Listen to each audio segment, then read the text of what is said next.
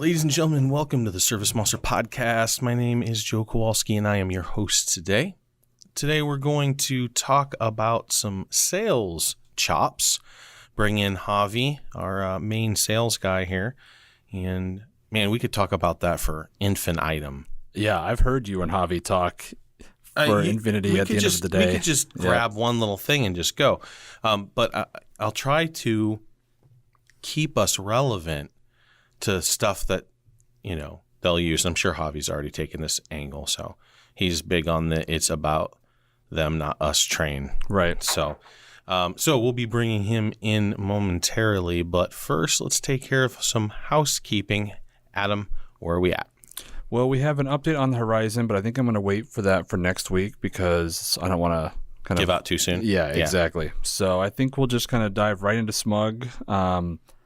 First off, there was a note in here from Jordan and talking about asking if there's a way to make the default a task rather than a note. And really, the default activity type. Exactly. Yeah. Yep. You left out some words. Yep. Words are good in the English language. Thank you, Joe. Yes. And so I thought it'd be kind of a good opportunity to explain kind of why the task operates differently, why there's some different notes there, and then whether or not that's something that, we can look into. But it all started differently in 5 and it kind of came together over in 6. So I just thought it'd be kind of a good time to take that moment to explain the differences between note, task, call, etc. You just sprang that right on me. It's been in the notes. I know I don't read the notes. And this is a big topic. Yes. Yeah, you totally blew that up. All right, so let's rewind for a second. This is a great example of one of my many little failures where I over-engineered something and made it easy for us as engineers, but then made it a little more difficult on the user. So the general concept was, hey, these things, notes and call records and email records and activities, essentially, they all have a lot of the same fields. So let's store them in one giant table called activities, where it's easier to manage, and then through a geek term we call polymorphism, kind of change the screen as the different types. A note is just a note in 5. And that made it really hard to explain. It was easy to maintain. The tech was solid, right? It worked. But from a user's point of view, it was kind of like the same screen that changed faces and made them confusing. So in 6, what we did is we just said an activity is an activity is an activity. And the type just represents the type. There's no polymorphism at all.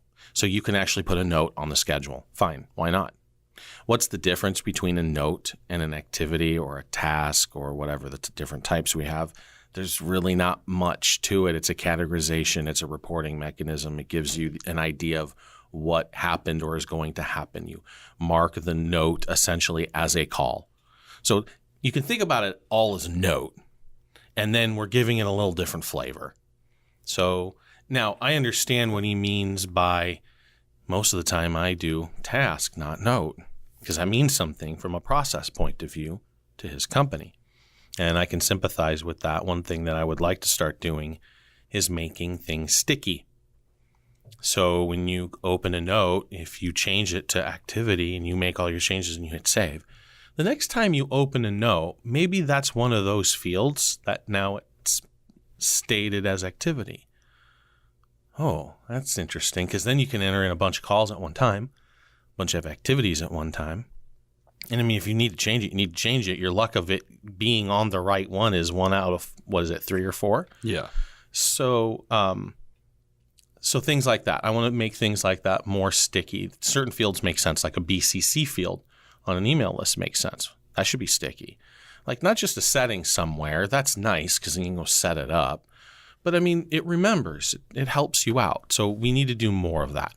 So rolling this all the way back, where we landed on in 6, I think is a solid piece of tech and a fairly easy thing to explain. It's a note.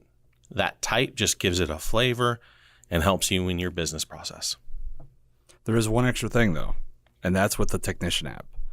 And that's where the question kind of sprung to, is the only thing that really pulls through on that front page is a task. That's right. So, well, and then the idea there is in 5, a task was the only schedulable activity type. right.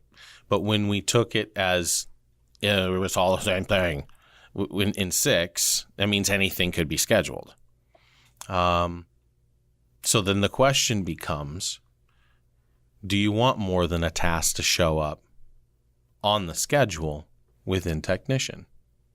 And to be honest, this is kind of the first conversation we've had about it internally, which demonstrates to me it's not that big of a deal. The ROI in chasing that down might not be huge. Maybe I'm wrong, and this is an opportunity for you SMUG users to jump in and rally together and say, please put notes on my Technician schedule. More than happy to do so. There you go. Glad I sprung that on you. Yeah, there we go.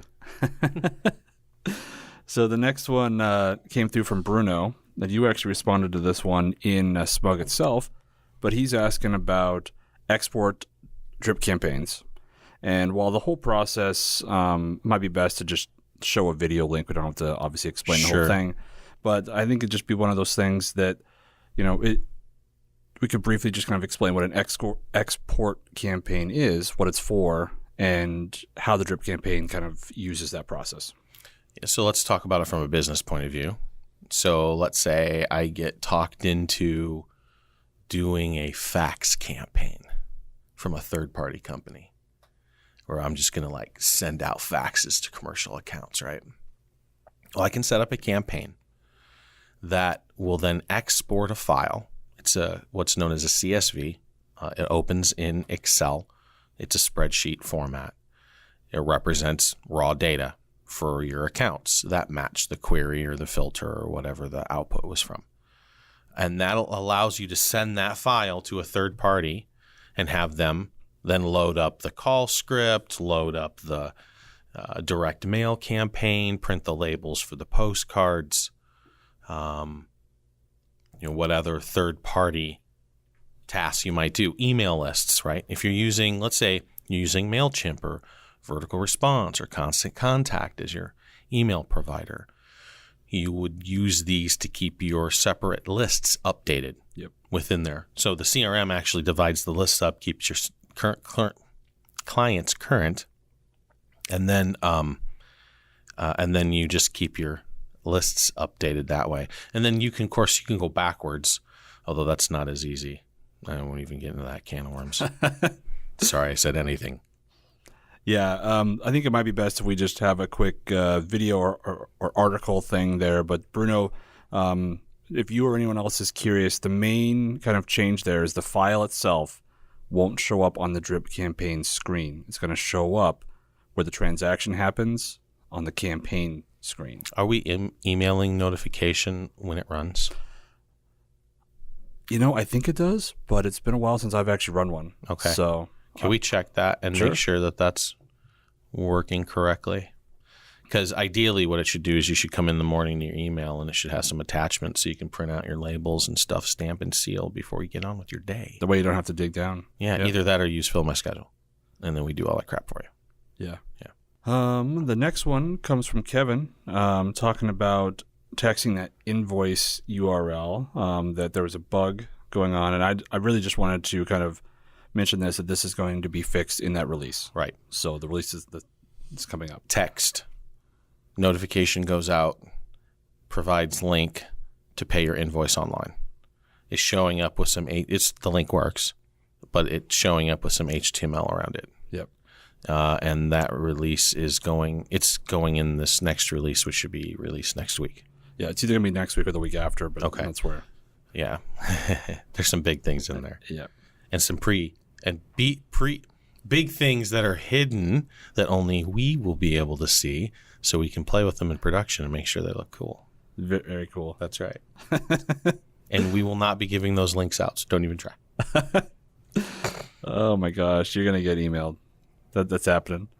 Thank you as always, though, to our SMUG users. It was a little bit of a slow week, so there wasn't a whole lot else in there that I wanted to grab, but always thankful for you guys' collaboration.